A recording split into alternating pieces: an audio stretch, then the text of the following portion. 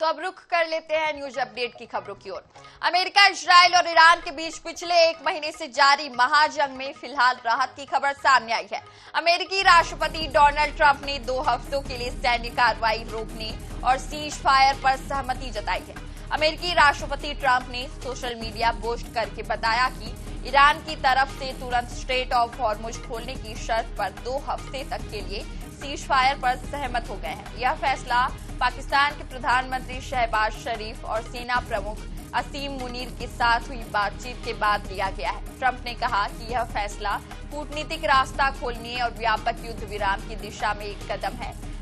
यह 2 तरफा युद्ध विराम है जिसमें दोनों पक्षों से पीछे हटने की उम्मीद की जा रही है। ईरानी नेतृत्व ने 10 बिंदु प्रस्ताव भेजा है जिसमें सभी प्राथमिक और माध्यमिक प्रतिबंध हटाने और मुआवजा देने और जब्त संपत्तियों को लौटाने की मांग शामिल है। आगामी बातचीत इस्लामाबाद में शुक्रवार 10 अप्रैल को होगी। सीज फायर के ऐलान के बाद अमेरिका में तेल की कीमतें 17% से अधिक गिर गई, जबकि जापान और दक्षिण कोरिया के शेयर बाजार मजबूत होकर खुले। इस कदम से मिडिल ईस्ट में तनाव कम होने और कूटनीतिक समाधान की संभावना बढ़ गई है, जिससे वैश्विक स्तर पर स्थिरता की उम्मीद जगी है।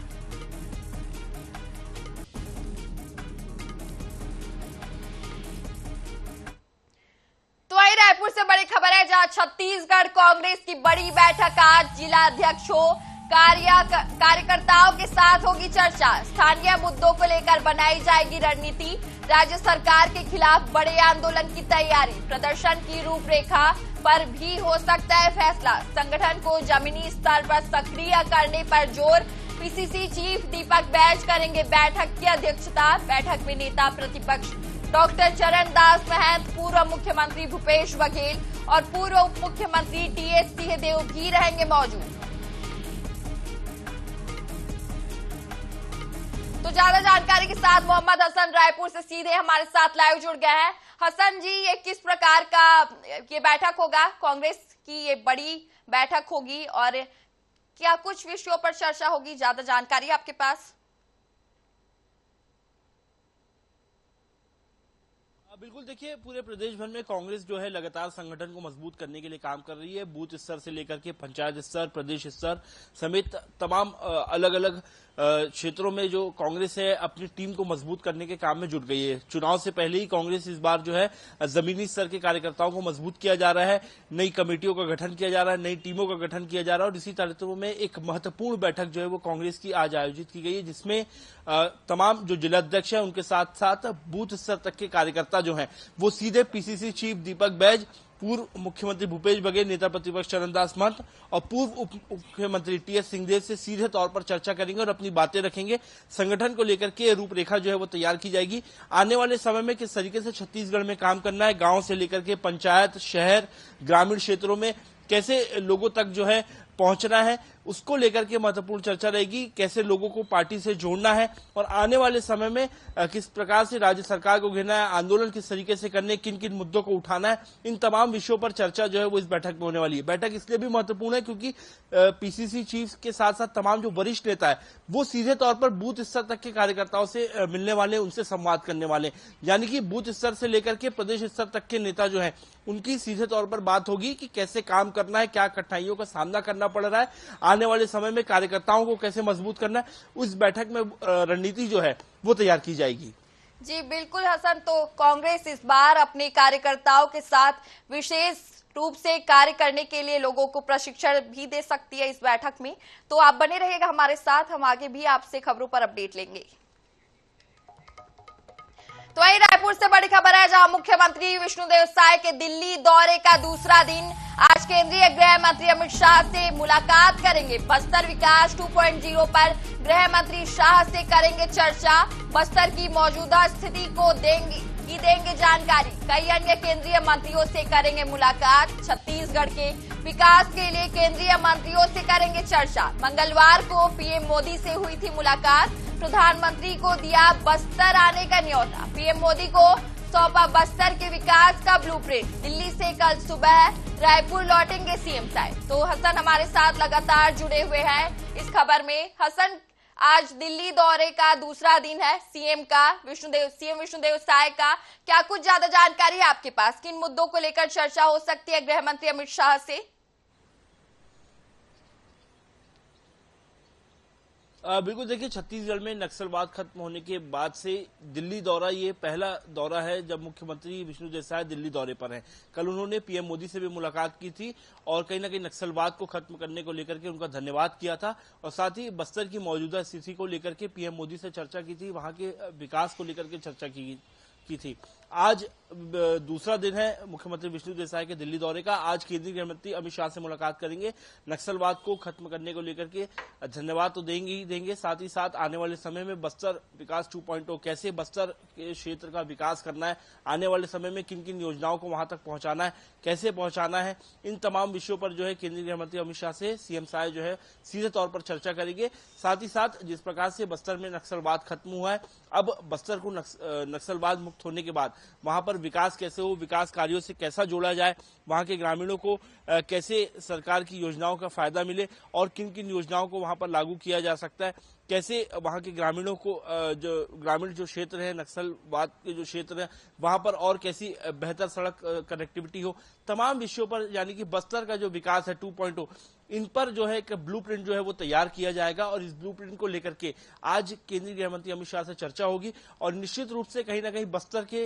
विकास को लेकर के आने वाले समय में कई महत्वपूर्ण योजनाएं जो है वो देखने को मिल सकती हैं। जी बिल्कुल हसन, तो बस्तर के विकास को लेकर आने वाले समय में कई ब्लूप्रिंट देखा जा सकता है, बस्तर के विकास को लेकर कई परियोजनाएं भी बन सकते हैं। बहुत शुक्रिया हसन आपका तमाम जानकारी के लिए। भोपाल से बड़ी खबर है जहां हमीदिया अस्पताल में फायरिंग हुई है। फायरिंग का वीडियो आया सामने।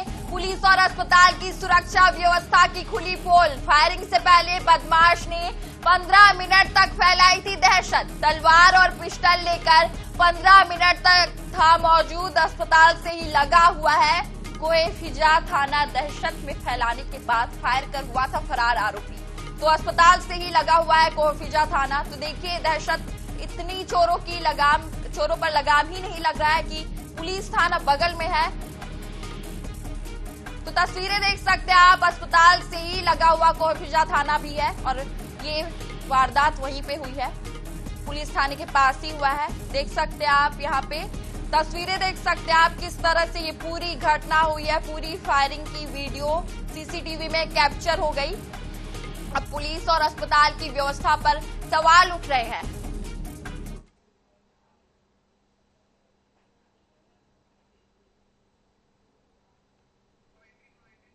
तो दहशत फैलाने के बाद फायर कर आरोपी फरार हो गया था। तो भोपाल से ये तस्वीरें देख सकते हैं आप, भोपाल की ये पूरी घटना है जहां फायरिंग की गई। बताया जा रहा है कि अस्पताल में फायरिंग हुई है और बगल में ही थोड़ी दूर पर पुलिस थाना है। तो देखिए किस तरह से लोगों का यहां आतंक फैला हुआ है कि पुलिस थाना बगल में है, फिर भी ये वारदात वहां पे हुई।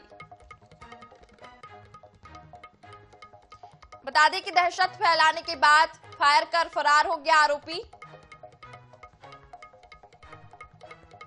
तो भोपाल से गौरव गुप्ता ज्यादा जानकारी के साथ हमारे साथ जुड़ गए हैं। गौरव, किस तरह का ये मामला है? जैसा कि बताया जा रहा है कि बदमाश ने फायरिंग की और फायर हो गया। फिलहाल थाना भी वहीं था, फिर भी ये वारदात वहां पे हुई। किस तरह से लोगों का आतंक देखने को मिल रहा है वहां पे? ये करीब 1 महीने पुरानी घटना है। इस मामले में पुलिस ने कार्रवाई कर दी है, लेकिन इस पूरे मामले का जो वीडियो है वो अब जाकर सामने आया है और इस वीडियो में देखा जा सकता है कि किस तरीके से जो सुरक्षा व्यवस्था है हमीदिया अस्पताल परिसर की वो पूरी तरह से चरमराई हुई है। और भोपाल पुलिस जो है जो दावे करती है कि हर अपराध को रोका जाएगा और हर अपराध होने पर तत्काल समय पर पहुंचा जाएगा, उन दावों की पोल इस वीडियो के माध्यम से खुलती हुई जा रही है। आपसी विवाद के बाद भोपाल में रह रहे बदमाश शादाब ने एक अन्य व्यक्ति के ऊपर गोलियां चलाई थी। पहले उसके घर पर फायरिंग की थी और उसके बाद उसका पीछा करते हुए शादाब हमीदिया अस्पताल पहुंचा था और उसके बाद हमीदिया अस्पताल में उसने फायरिंग कर दी थी। पहले तो ये बताया गया था कि इस मामले में शादाब आया, उसने फायरिंग की और वहां से तुरंत फरार हो गया, लेकिन अब जो वीडियो उस दौरान की घटना का सामने आया है उसमें साफ तौर पर देखा जा सकता है कि करीब 5 से 10 मिनट जो शादाब है वो हमीदिया अस्पताल परिसर के अंदर दहशत फैलाता रहा, वहां पे घूमता रहा। एक हाथ में उसके तलवार थी, दूसरे हाथ में उसके पिस्टल थी। करीब 5 से 10 मिनट तक वो जो इमरजेंसी वार्ड है उसके सामने इसी तरह से दहशत फैलाता रहा, वहां घूमता रहा और उसके बाद हथियार थे, लेकिन फिर भी ना तो पुलिस मौके पर पहुंची और ना ही हमीदिया अस्पताल के गार्ड्स ने उसे रोकने की कोशिश करी। बताना चाहूंगा कि कोईवजह थाना हमीदिया अस्पताल से बिल्कुल लगा हुआ है, करीब 5 मिनट की दूरी पर भी नहीं है, लेकिन फिर भी करीब 5 से 10 मिनट तक यहाँ पे वो घूमता रहा और तब भी ना तो पुलिस यहाँ पे उसको रोकने के लिए आई, ना ही हमीदिया अस्पताल के गार्ड ने उसे रोका। अब ऐसे में सवाल ये उठता है कि लोगों की सुरक्षा व्यवस्था पर यहाँ पे बड़े सवाल खड़े हो गए इस वीडियो के सामने आने के बाद।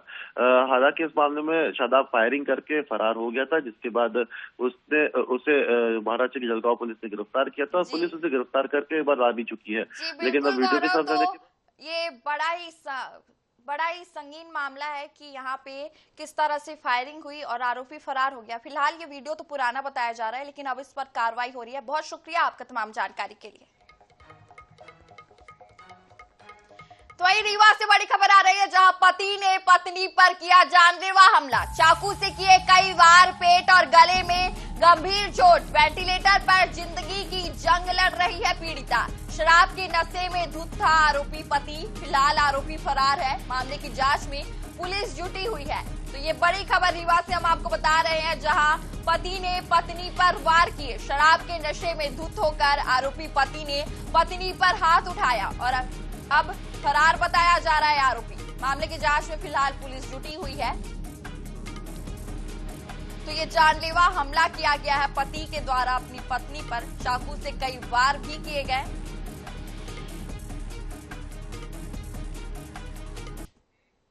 तो इसी के साथ फिलहाल इस बुलेटिन में इतना ही। छत्तीसगढ़, मध्य प्रदेश सहित देश दुनिया की बड़ी खबरों से जुड़े रहने के लिए बने रहिए आई न्यूज़ 24/7 के साथ। नमस्कार।